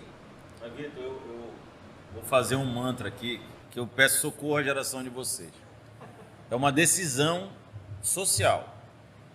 A gente hoje no Brasil, eu vou falar como parâmetro salário no serviço público. A gente paga bem para remediar. Então a gente paga bem o sistema judiciário, porque a gente precisa acalmar a sociedade, regular a sociedade. Não estou aqui questionando o valor de salário de ninguém. Estou dizendo o seguinte, que enquanto no Brasil a prioridade 1 não for a educação, a prioridade 2 não for a educação, a prioridade 3 não for a educação, esquece. Esquece mudança social, econômica, industrial, científica. Esquece. Então tem que ser 1, 2 e 3 educação. Isso passa por formação de professores, por valorização dos professores, salário. Cara, não dá para imaginar, seja na escola pública ou privada, o professor ter toda a carga de formação social, humana, cidadã, científica, com salário mínimo. Não dá para pensar isso. Não dá para eu pensar, e eu estou falando da minha categoria, que é o ensino superior, todos somos bem remunerados. Diante da realidade da sociedade brasileira, somos. Mas se você for comparar quanto ganha um doutor, que faz transferência de tecnologia, que coordena grupo de pesquisa, que entrega produto para a sociedade, o salário dele é igual de um cara que está ingressando no Poder Judiciário, em qualquer área. Então, enquanto no Brasil a gente não tiver uma pauta que a educação é prioridade, esquece. E eu estou falando isso em todas as esferas. Federal, estadual, municipal, tem que ser prioridade. Na hora que você inverte essa lógica, que a educação é prioridade, e não estou falando só de salário, estou falando de infraestrutura, de orçamento para o fomento, para as entregas do setor, aí a gente vai ter um olhar de esperança, dizer, opa, e isso é um outro debate que eu trago também, que desce para a geração de vocês. Só se faz isso ocupando espaço. E aí, quando eu falo de educação, o pessoal diz, o Rafael está falando de política partidária. Não, estou falando de ocupação de espaço. Espaço a gente ocupa com educação, ensinando que a política é importante, que o trabalho social é importante, que o terceiro setor é importante, que empreender é importante. E aí a gente só ocupa esse espaço fazendo educação.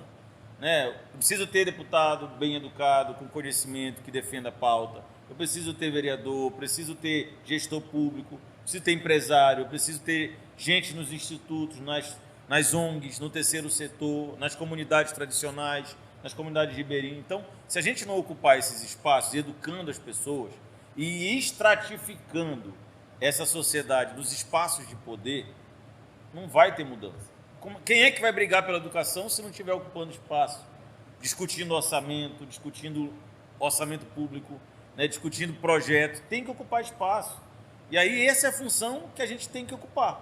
Sejam vocês mais jovens, a molecada que está ali na base, porque sem educação, a educação ela é boa para quem quer alienar.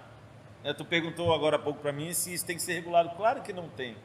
Quanto mais pessoas educadas, menos concentração de poder e a gente vai alcançar. Quanto mais educação, mais as pessoas a gente vai alcançar.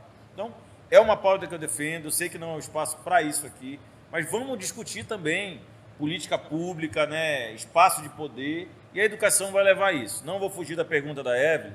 Eu vou trazer um produto que a gente tem feito numa parceria forte Secretaria de Educação e Secretaria de Ciência e Tecnologia, que é o edital Rede Ciência. A gente conseguiu um volume de orçamento na Fundação do Estado e a gente vai lançar a segunda versão esse ano ainda do Rede Ciência. O que é isso? É entregar dinheiro na ponta, direto para o professor da educação básica e do ensino superior. Então, os professores concorrem a editais, né, da secretaria, lá na fundação, vai receber um dinheiro para comprar os insumos e equipamentos do projeto dele e vai pagar um bolsista. Com isso, a gente faz as duas coisas. A gente faz o fomento da ciência, tecnologia e inovação e faz a popularização, porque a gente está conectando um aluno com esse professor remunerado, ele vai ser um bolsista de iniciação científica e vai ter os voluntários também que vão ajudar o professor a construir aquele projeto. Então, eu estou fazendo fomento, estou fazendo popularização e, no final do projeto, a gente vai lá para a FECEAP, que é uma parceria CETEC e CEED, fazer a transferência tecnológica. Vai dar voz ao projeto dele, divulgando para a sociedade, para os empresários, para o governo. Dizer, olha, um moleque fez ali um projeto bacana, com robótica, para a saúde, para a educação, qualquer área, ele está divulgando ali o projeto dele. Então, ele está comunicando a ciência. Então, é uma relação forte que a gente tem aí com a CEED, a gente tem feito um trabalho bacana. E eu tenho, cara, minha função é tentar deixar algum legado bacana, né, que a gente possa, de alguma forma, tornar a ciência, tecnologia e inovação pauta positiva, pauta prioritária no Estado, para que isso impacte na geração de emprego, na geração de renda, e de alguma forma a gente mude a realidade social, cultural, educativa, né, do Estado do Amapá. Esse é um legado que eu tenho tentado cumprir essa missão, erro pra caramba, de vez em quando eu acerto, recebo crítica pra caramba, de vez em quando... E a busca, e eu brinco até, a Evelyn escuta eu falar disso, eu não trabalho para receber elogio e nem para construir grandes amigos. Você usou uma palavra de propósito. Para mim é um propósito, né? E o propósito é, de alguma forma, passar uma mensagem. Sou humano, eu vou errar muito, vou acertar de vez em quando, mas a minha intenção é tentar impactar uma geração para mostrar que é possível, sim, olhar para as oportunidades do Amapá e entender que essas oportunidades podem mudar a nossa realidade de vida individualmente, nossa realidade enquanto Estado, enquanto coletivo, enquanto instituição. É possível, o Amapá é um potencial enorme, eu sou um apaixonado por esse Estado, eu tenho certeza que a ciência, tecnologia e inovação é um caminho para essa transformação. Show de bola, isso aí. E a gente está chegando aqui no finalzinho do programa já. Eu queria, acho que, colocar uma última questão, que é o que a gente estava discutindo ali nos bastidores, que é a respeito do fazer, né? Às vezes, as pessoas têm essas ideias muito, muito boas, essas ideias que são fora da box, que são ideias que são fora da caixa, que são fora do comum e que têm alto potencial de impacto, certo? Mas às vezes elas ficam assim, eu tenho uma ideia, mas eu vou esperar... Fica esperando alguém, a oportunidade perfeita para executar. E aí, na mesma pegada que a gente estava discutindo, que a gente estava conversando, fala mais sobre o fazer, sobre essa parte de ser protagonista, de tirar a bunda da cadeira e literalmente fazer, não esperar por ninguém, porque eu acredito muito nessa parte, que se a gente quer alguma coisa, a gente tem que ir atrás, e se ficar esperando a fruta cair da árvore, talvez ela já caia podre, né? Tu usou uma expressão aí que eu uso desde o meu orientador de doutorado lá. O professor Pedro Salles dizia isso para mim, Rafael, tu quer fazer? Tira a bunda da cadeira e faz. Então, eu tenho usado, acho que vocês já usaram, já estão até repetindo essa expressão de tanto que eu falo ela. E isso, para mim, é um pouco de como eu funciono muito desde moleque, né? Pô, eu quero fazer alguma coisa, eu vou lá e faço. Vou errar, vou acertar, vou fazer dentro das minhas limitações, vou tentar fazer. É uma forma que não é... Eu acho que os espaços makers que a gente está produzindo é para isso. Para tentar estimular essa cultura. Que aí eu volto para o que o Neto me perguntou, como é que a escola ensina hoje.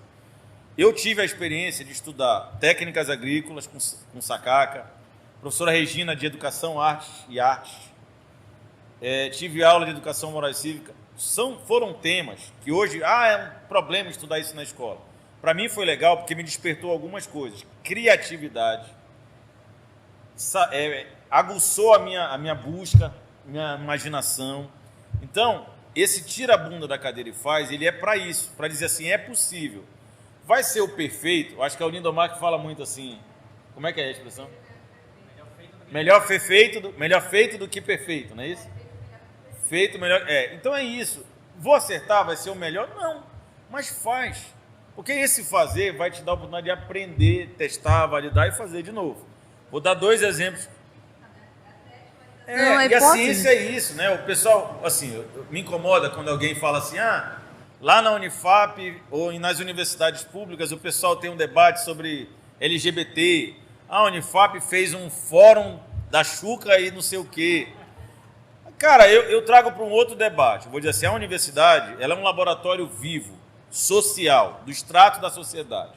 Se eu não puder debater movimentos LGBT, interesse da sociedade, se eu não puder debater isso dentro da universidade, não é a universidade. Então é exatamente lá que eu vou validar as coisas e experimentar as coisas.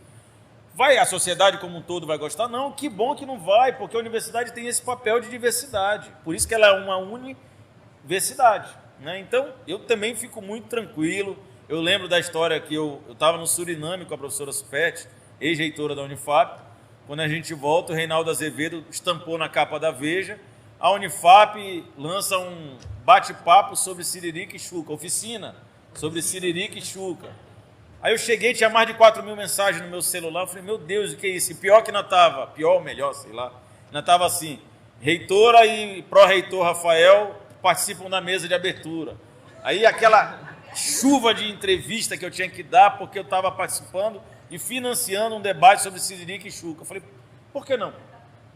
Porque nem eu sabia o que era Siririca, Xuca, eu não sabia nem o que era. Bora falar disso, eu estou falando aqui agora com leveza, porque é um debate que tem que ser feito na universidade. Vão gostar, não vão? A gente pode, às vezes, achar que foi demais, exagerado, alguma coisa. Cara, isso é o reflexo da sociedade. E a gente tem que acabar com essa hipocrisia e essa falácia de dizer que não... É assim, isso acontece na sociedade. A gente traz para a universidade, testa e valida. Tira a bunda da cadeira e faz. Só que na universidade a gente vai fazer com saber científico. Vai dar forma para a coisa. Se prestar, devolve para a sociedade como produto e serviço. Não presta, guarda, pronto. É isso, simples assim. Vou para um ambiente externo agora. Vou pegar o meu exemplo do projeto Ler é Pai d'Égua. Quando eu tenho lá na frente da minha casa, eu estava reformando, sobrou madeira, sobrou tal, e a minha mãe já era falecida. Falei, tinha um monte de livro. Falei, vou criar... Olhei em outros lugares do mundo, do Brasil, um monte de gente com projeto de leitura, em ponto de ônibus, na rua e tal, em praça. Falei, vou fazer. Preciso de alguém para me ajudar? Não. Vou pegar a madeira que sobrou, meu cunhado era bom, sabia fazer banco, essas coisas. Falei, vou pedir para meu cunhado transformar uns bancos para mim, uma prateleira, e vou fazer um projeto para mim, para que eu possa, de alguma forma, atender a sociedade. Na minha casa tinha um ponto de ônibus, eu cobri o ponto de ônibus, botei uma prateleira de leitura e botei os bancos. Dei um nome, Projeto Ler é Pai d'Égua. Chamei um colega grafiteiro, ele pintou lá. Cara, não gastei nada praticamente. Projeto que eu idealizei e eu coloquei na rua. Aí começou um monte de pergunta. Mas pode botar na prateleira de ônibus, num ponto de ônibus, uma prateleira? Pode botar no ponto de ônibus um banco? Pode isso, pode aquilo. Eu falei, cara, se não gostarem, manda fiscalizar, chama um vereador, manda ele derrubar tudo. Eu vou fazer. Então, por isso que eu te perguntei, se não me pergunta muito sobre regulação, porque eu nem me dei o trabalho de perguntar se pode ou não pode. Eu fiz. O que aconteceu com isso? O projeto ganhou corpo sozinho. Ele tem rede social que um monte de gente alimenta. Todo mundo vai lá hoje, bota livro na prateleira. Eu virei até a referência de doação de livro. Quem quer doar hoje livro, liga para mim. O que eu quero dizer com isso aqui, que é a pergunta do Vitor? Quando alguém me escreve assim hoje, dá para trazer o projeto Ler é Pai d'Égua para cá, para o meu bairro, para a minha cidade? Eu falo assim, cara, faz. Faz a tua prateleira, faz o teu banco, coloca no teu ponto de ônibus. Se tu quiser me ajuda, eu faço o adesivo e vou aí e coloco. Mas não espera por mim para eu levar uma prateleira, para eu levar um banco. Faz. Faz do jeito que tu quer também.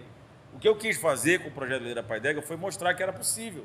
E cada um faz do seu jeito. Se era uma geladeira, bota uma geladeira velha, pinta e bota lá no teu bairro. Então, acho que é um pouco disso que a gente fala um pouco da cultura do fazer. E vale para tudo.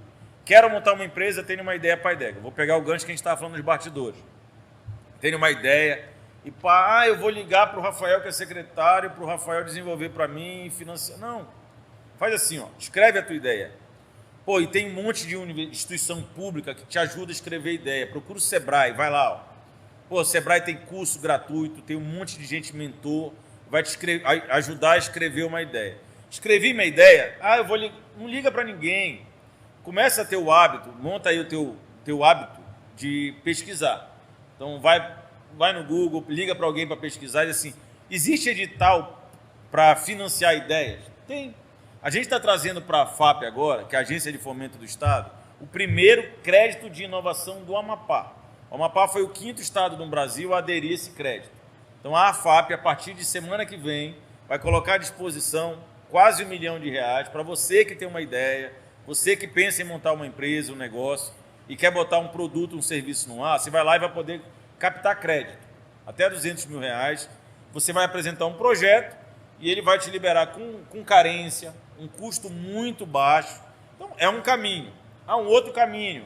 Vou participar de editais da FAPEAP, da universidade, diversos editais no Brasil inteiro. E vai buscar patrocinador. Então, eu vou para o terceiro setor, eu vou montar uma rede de ideias que a gente vai se ajudar. Às vezes, nem custa muito. Então, eu acho que o tira a bunda da cadeira e faz, Vitor, como você colocou, é um pouco disso. É parar de olhar para o problema, porque, em geral, o que eu ouço muito é assim, eu queria fazer a Magic Box, fosse o Alan aqui, né? Se ele não é um cara fora da caixa. Mas a Magic Box você não tem espaço. Eu não tenho link, não tenho concessão de rádio, eu não tenho isso, não tenho aquilo. Pô, tira a bunda da cadeira e faz. Dá para fazer? Dá. Dá para fazer na web, dá para fazer com os equipamentos que eu tenho, com a cadeira que eu tenho, dá para reunir um time que eu tenho. E é isso, é a gente criar essa cultura maker mesmo, do fazer, de ir para cima. Pô, Rafael, mas o Rafael está falando isso de uma bolha, de um cara que tem estrutura para fazer. Não, tem muita gente que faz com muito pouco. Eu tive a honra de caminhar já nos 16 municípios do estado, de conhecer outros estados. Gente com quase nada, que faz muito. Então, não estou aqui eu falando de uma bolha, não. Eu sei da realidade de um monte de gente que não tem quase nada e que transformou a vida de muita gente. Então, eu acho barato a gente, às vezes, parar, sair da bolha. Vai para o YouTube. Quem impacta a vida de quem e como? Vai aprender com esses caras, que você vai ver um monte de gente que não tem nada e que faz muito. Né? Então, acho que a gente pode fazer um pouco disso. Juntar ali quem tem um pouquinho mais com quem tem um pouquinho menos. Eu acho que esse é o impacto social que a gente pode deixar como legado. Isso vale para tudo, para você como indivíduo, para a sociedade, para a empresa. Eu acho que é um pouco do que a gente precisa mudar, esse comportamento cultural mesmo. E não é no Amapá só não, é no Brasil. A gente tem um pouco da cultura do cachorro vira-lata, né? Só é bom quem é de fora, só é bom assim. Não, o americano é bom, não sei o que. Não, a gente é bom pra caramba também. Né? Precisa ter coragem de fazer. Minha música lá é ousadia e alegria. Vamos ousar, vamos fazer, vamos sair da caixa. Né? Eu acho que esse é o momento. Show de bola, show de bola. Então acho que eu pudesse resumir o programa de hoje em uma frase, eu acho que fica essa daí: tira a bunda da cadeira e faz, né? Mostrar que tem que executar, tem que fazer e fazer. Bom, a gente está chegando aqui no finalzinho. Eu queria dar o espaço aí para vocês. Vou começar aqui pela Evelyn, dar o feedback de vocês sobre o programa, as considerações finais. Eu acho que assim, o programa assim, sempre é muito rico, né? A gente está passando esse momento, sempre a gente aprende muito com os convidados que vêm aqui. Eu assim, fico encantada, até porque muitas das pessoas que vêm aqui são pessoas próximas. Então eu já sei, assim, mas eu fico mais curiosa de poder saber mais um pouco e realmente poder proporcionar com que a gente tenha uma visão macro dos diversos atores aí que estão inovando, que estão empreendendo, que estão fazendo a diferença aqui no nosso estado. E parabenizar também o Rafael, porque tenho acompanhado aí o trabalho dele, assim, desde o início ele falou que eu criticava muito ele, assim, mas na verdade assim, eu procurando entender, procurando ajudar também, né? E aí eu sempre fui uma pessoa muito solícita, de querer ajudar. Tive com ele ali, trabalhei voluntariamente por um tempo, acabou de dar certo da gente trabalhar junto também. E tenho aprendido muito, cada dia mais admiro a pessoa que ele é, pelo conhecimento, pela esse papel de querer fazer acontecer e dar o jeito dele, ele é tipo assim, é tipo um tratorzinho, sabe? Porque ele sai executando mesmo. Então, assim, é uma pessoa admirável e que a gente aprende muito. Quem tá junto, eu tenho certeza, foi ter professor que sabe muito bem disso. E, assim, agradecer por aceitar o convite, também é uma pessoa muito aberta, sempre dá palestra, sempre aceita o convite, sempre tá aí disposto a ajudar, a agregar conhecimento da vida das pessoas. Então, eu realmente creio que ele está fazendo esse propósito que ele tem de deixar um legado, de fazer a diferença, de gerar impacto, que é assim que eu acredito também que cada um de nós tem aqui. Esse programa tem esse propósito de gerar impacto na vida das pessoas e mostrar um caminho diferente dentro do empreendedorismo, dentro da geração de um negócio, dentro de aprendizado também da nova economia ou da economia tradicional. Então, só agradecer pela essa tarde, ser grata também por fazer parte dessa equipe maravilhosa. E basicamente isso, né? A gente pediu minhas considerações. Fica feliz para as pessoas poderem conhecer um pouquinho mais do papel da Secretaria, o papel do Estado, em frente à ciência e tecnologia aqui. Show de bola, Neto. O microfone é todo teu. Cara, eu queria ser bem breve aqui, só queria resumir mesmo, falar que foi um prazer a conversa de hoje. Durante a semana, quando anunciaram que seria o convidado, eu confesso que eu conhecia de vista, só vi algumas entrevistas na TV, alguma coisa assim.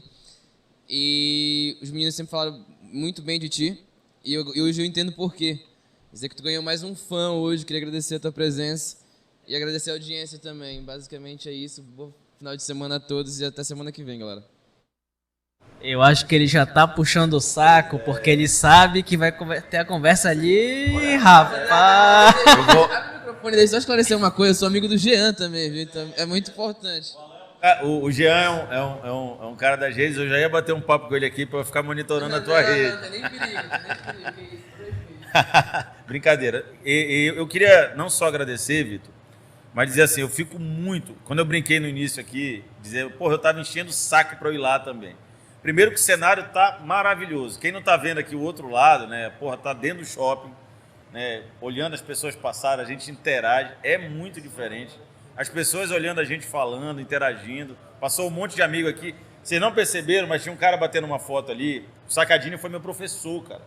No ensino fundamental de química. Ele estava ali olhando, já estava mandando foto, sinal. Então, assim, eu fiquei arrepiado, porque é um cara que, para mim, eu sou fã dele, me ensinou muito, entendeu? Então, primeiro, parabenizar o Alan, todo mundo que está aqui. Eu não sei o nome dos meninos, mas dá o parabéns. Eu sei que isso aqui é fruto de muito esforço, de muito trabalho, de um projeto de vida, que está passando um recado maravilhoso. E assim, eu quero ser parceiro, já disse para vocês há muito tempo, quero entrevistar alguns aqui também, quero bater papo. Então, primeiro dizer que está show, né? Agradecer o Rafa, que está aqui comigo também, um parceiro de longa data de trabalho. Então, primeiro, os parabéns pela estrutura. Quem puder conhecer, acessa. Eu vou botar também no meu canal para divulgar. Eu acho que está maravilhoso. Vim conhecer. A vocês três, não conheci o Neto, vou brincar com ele, mas, Neto, participar de momentos assim, ele é bacana. Eu tive alguns na minha vida. Eu vou citar o último, do ano passado. Então, o Tavares é um cara que eu admiro demais, o Tavares. Eu tenho muito boas referências e eu guardo isso. Eu tento me debruçar para estudar a vida de algumas pessoas. Eu gosto muito de biografia. O Tavares é um deles, foi reitor da Unifap, mas não é pelo reitor, é pelo pesquisador que ele é, o ser humano que ele é. E ano passado eu fui convidado para representar os secretários de Ciência e Tecnologia do Brasil num prêmio, né? Num prêmio que premiava os maiores pesquisadores do Brasil. Pô, eu cheguei lá nesse evento, foi em 2019, na verdade, foi antes da pandemia. Cara, eu estava com 40, né? O mais novo tinha 65, eram os grandes pesquisadores do Brasil, formulando o prêmio que ia premiar o maior pesquisador do Brasil daquele ano. Então, só de eu estar sentado naquela bancada ali, eu falei, caramba, onde eu consegui chegar, né? Porque para mim aquilo é uma honra.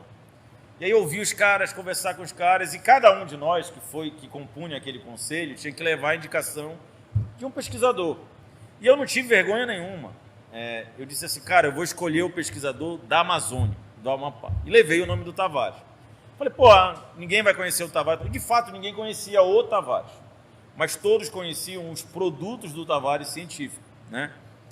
Quem ganhou o prêmio naquela época foi a Helena Nada. A Helena participou de projetos maravilhosos no Brasil. Ela fazia parte da equipe que discutiu o problema da Zika vírus lá atrás. Então, são pessoas que impactam a vida da gente que às vezes a gente nem sabe, né? E eu tenho feito muito isso da minha vida. Tenho buscado conhecer pessoas, conversar com pessoas que de fato transformam vidas. E hoje eu tive essa experiência com vocês. Mas os jovens não transformam a vida da gente? Transformam. O Vitor me ensina muito, eu fico perturbando ele ali, a rede social dele está muito legal, eu aprendo muito com ele também. Quando eu digo para a Evelyn, por que eu gosto tanto de ter a Evelyn no meu time hoje? Evelyn, só trabalha comigo quem me critica. Se fosse para ter gente babando ovo comigo, esquece. Eu adoro quem critica, quem questiona, quem reclama, quem diz que é para fazer diferente. É só assim que a gente aprende, cara. Não tem jeito. Então, esse parabéns para ti é te dizer assim, eu aprendo muito contigo. Então, as pessoas que criticam, que me ensinam, que reclamam, é com quem eu quero perto de mim, entendeu? Porque, e se isso fosse uma verdade de muita gente, não dá para eu estar em uma bolha e dizer, só vai trabalhar comigo quem me elogia. Não serve. Porque o cara não vai ter coragem de dizer que eu estou errado. E eu erro pra caramba. Então, que bom que hoje eu tive uma tarde fantástica. Que é o olhar de vocês sobre um cara mais velho que acerta, que erra. É o olhar de vocês sobre um Amapá que eu também quero para mim. Então, se a gente puder bater mais papos sobre isso, trazer temas e trazer a educação para cá, trazer a inovação para cá, o empreendedorismo, é legal, tá? Então, quero parabenizar muito vocês.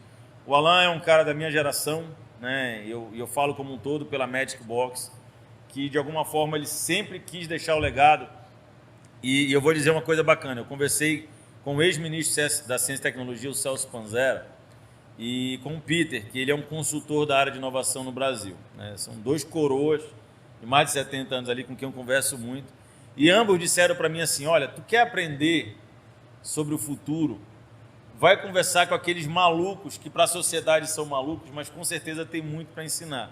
E aí, Alan, eu vou brincar com aquela história que a gente olhava para o Alan e dizia, o Alan é um malucão e tal. Cara, tá fazendo coisa que muito nerdzinho não faz, né, Alan?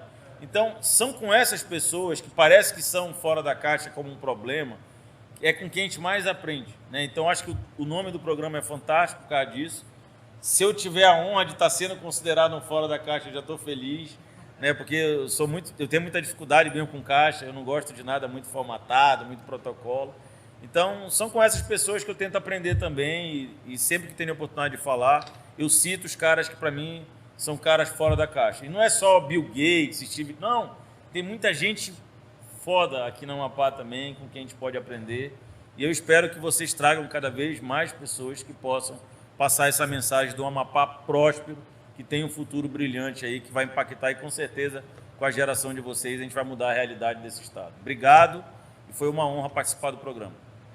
Show de bola. Muito obrigado, Rafael, pela presença, pela atenção. A gente espera aí marcar um outro Fora da Box. Com certeza aí tem bastante assunto para a gente debater. Não somente coisas do governo, mas até o próprio mercado financeiro. Estou vendo que tu tá agora entrando cada vez mais aí. E deixar meu agradecimento, não somente pelo programa, mas também parte da minha formação. Tu tem uma boa responsabilidade. Eu consegui adentrar na universidade antes mesmo de passar na universidade. Foi porque tu me encheu o saco. Vai lá, faz uma aula. Tu pode fazer, tu não tem nada a perder. Vai lá, faz. E acho que quando eu consegui acessar o ambiente da universidade, sem antes de ter passado na universidade, assistindo lá a tua aula de programação lá, programação estruturada de dados, e é a primeira aula que eu tive sobre programação, longe de programação mais acessível, e é algo que eu nunca esqueço, cara. É algo que eu sempre lembro, assim, foi eu chegando naquela turma lá da 2012, a galera me olhando, que esse moleque aí nunca apareceu, não é da universidade, filho do Rafael, só pode. Inclusive foi meu apelido por muito tempo na universidade, é filho do Rafael. Então eu queria deixar meu agradecimento ao Rafael e levantar uns pontos muito importantes na conversa de hoje. No programa passado a gente teve a Daniela Fortunato, que falou sobre marca, sobre patente, um programa incrível, e ela levantou a mesma bandeira sobre o Amapá, biodiversidade. A gente tem um tesouro, a gente tem algo para o mundo inteiro, e que o próprio amapaense, acho que, não vou dizer que não se deu conta, mas ele ainda não percebeu que aquilo ali pode ser o grande fator de mudança do próprio Amapá. Então, já é cientificamente provado que o açaí amapaense é um açaí que tem especificações fitoterápicas que outro açaí de outras regiões não possuem. Então, algo que é um diferencial e que a gente pode falar, é o açaí do Amapá, fazer a identificação geográfica. Então, é original. Eu falei, foi engraçado, é o raiz. O que eu coloquei no programa passado é que acabou a treta. O açaí do Amapá, cientificamente provado, é o melhor açaí do mundo. Então, a gente tem empresas de exportação e, trazendo de volta para o programa de hoje, a gente tem que fazer, a gente tem que batalhar, a gente tem que tirar a bunda da cadeira e fazer. Então, obrigado a todos que assistiram, obrigado ao Rafael, obrigado aos meus parceiros de bancada. Até semana que vem e tchau! Magic Box apresentou Fora da Box. Acesse o site www.magicboxap.com.br e fique por dentro de nossa programação. Siga nas redes sociais magicbox.ap e @forada.box. Vem ser fora da box você também.